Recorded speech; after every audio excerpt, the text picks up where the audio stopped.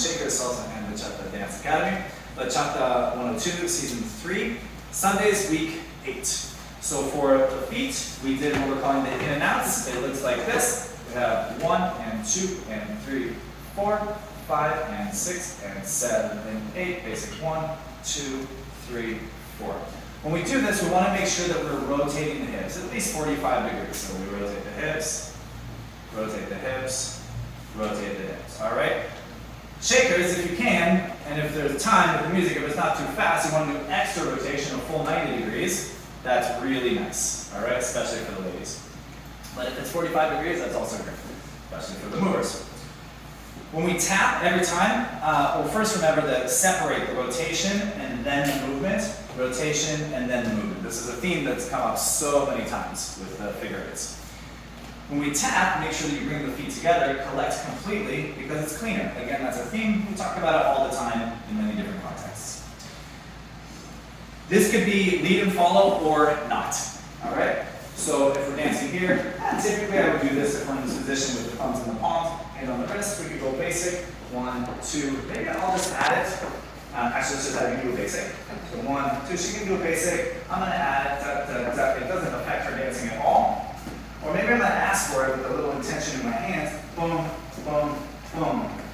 5, 6, and 7. Basic 1, 2, 3. Okay. So I ask for it with a little bit of attention.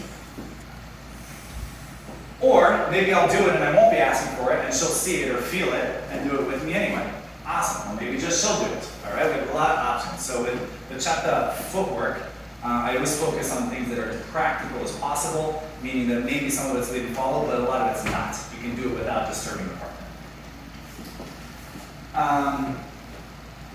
When we exit from that, if I am leading it, 1 and 2 and 3, 4 and 5 and 6 and freeze on me. We talked about clarity in our lead. When we exit, I want to make it crystal clear. My hands are now still, and I'm communicating to her, come with me. 1, 2, 3. It's so clear, we're done with that, we're going back to basic. And we did that in another context today also, where the timing changed. So what can happen is the timing can go 1, 2, 3, 4, 5, 6, and the musicians change it, 5, 6, 7, 8, some of them are off time, 1, 2, 3, 4, we fix it, 5, 6, 7, 8, we're back on time, 1, 2, 3, 4. You might have to watch that 6 times to understand what just happened there, okay? But it's worth it. To fix it, it's step, tap, step, tap. Step, tap, step, tap. We fixed it, 1, 2, 3, 4. Okay, so that's the mover's responsibility to fix the timing. Shakers, if they don't do it, you just live with it. All right, you're at their mercy. If we do that to communicate it to her, I'm going to bring the hands together and give a little sway. 5, 6, 7, 8, and back to basic. 1, 2, 3, 4. And again, there's complete clarity in the lead because there's contrast between my sway, hey, come with me. It's going to be intuitive, they won't even know what's happening, it's just happened. And then my hands are still, maybe they'll open up a little bit, maybe not, either way. And clearly, let's go. 1, 2, I'm going to fix it over here. 1, 2, 3, 4, we're done, come with me. 6, 7, 8, okay? Total clarity on your intention there. Okay, and then for central, we did work on half pound break. So we go 1, 2, 3, 4. Oh, sorry, we talked about the rhythms today. That's important. Let's get to that. All right, the guira. So there's 5 instruments in a bachata band. Lead guitar, secondary guitar, bass guitar, the guira, and the bongos. All right, in traditional bachata band. Today we talked about the guira, very important instrument. It's that big cylinder, like a big cheese grater, and then that metal cone that's on it. All right. 2 very important rhythms that we need to know. The first one is mahau, and that's where he's making the noise on every whole count. 1, 2, 3, 4. So it's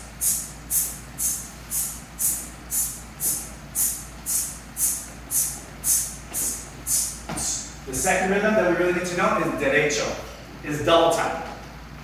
So it's 1 and 2 and 3 and 4 and. If you can start to hear that in the music and adjust your dancing to that, that's musical and that's really beautiful. That's ultimately our goal. So this in and out is a good example of a syncopated step that would match the derecho rhythm. 1 and 2 and 3, 4, 5 and 6 and 7, 8. All right, another one is 1 and 2, 3 and 4, 5 and 6, 7 and 8. Another one is Dominican. And 1 and 2 and 3, 4 and 5, 6 and 7 with the right side. 1 and 2 and 3 and 4, 5 and 6 and 7 and 8. Okay? So if there's more happening in the music, hopefully, at least sometimes, there's more happening with our feet also, and or with our partner. That's what we ultimately want to start feeling in our dancing. Okay, now sensual side. We had 1, 2, 3, 4, 5, 6, 7, 8, and 1, 2, 3, 4, 5, 6, 7, 8, and 1, 2, 3.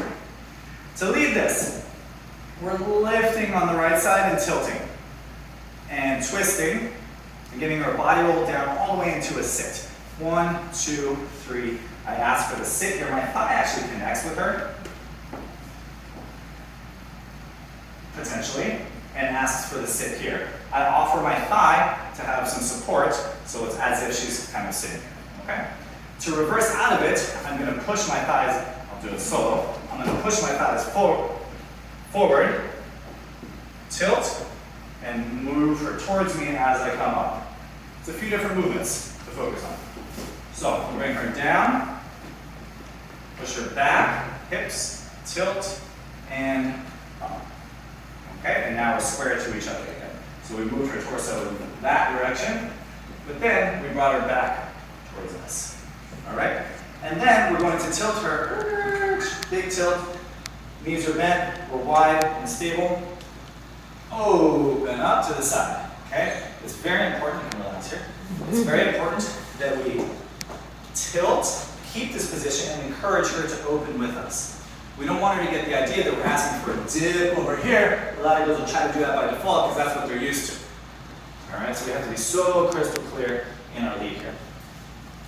When we do this, for the shakers, you're going to rotate out with us. She's looking over her shoulder here. It's very nice. She's got her head turned, looking over the shoulder. A straight leg with the left. She's got a great point here. Little toes on the ground. Looks really nice. Limit how far you go, because if you bring her too far this way, she'll start to fall, she'll start to feel unsafe. That's it. That's all we need. The important thing is just keeping this tilt. Help her, bring her back, and then bring her back into the body roll. She's really going to need your help all the time, but getting out of that especially. For the shakers, if the lead is good, it's pretty straightforward. We just want those articulations in the body. In theory, everything can be led with just the elbows. We've talked about this. So we could go 1, 2, 3, 4, 5, 6, 7, 8. 1, 2, 3, 4, 5, 6, 7, 8, and 1, 2, 3, right? So she's over her own leg the whole time, holding herself up. Great connection on the elbows there.